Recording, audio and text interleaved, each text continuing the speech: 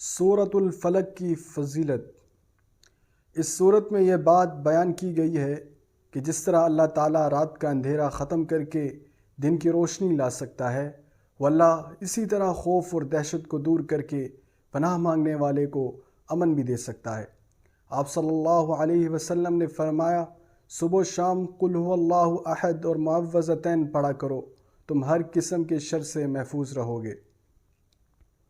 رسول اللہ صلی اللہ علیہ وسلم نے ارشاد فرمایا کہ مجھ پر چند ایسی آیتیں نازل ہوئیں جن کے مثل مجھ پر نازل نہیں ہوئیں، اور وہ ہیں معوذتین۔ اعوذ باللہ من الشیطان الرجیم، بسم اللہ الرحمن الرحیم، قل اعوذ برب الفلق من شر ما خلق ومن شر غاسق اذا وقب ومن شر النفاثات في العقد ومن شر حاسد اذا حسد۔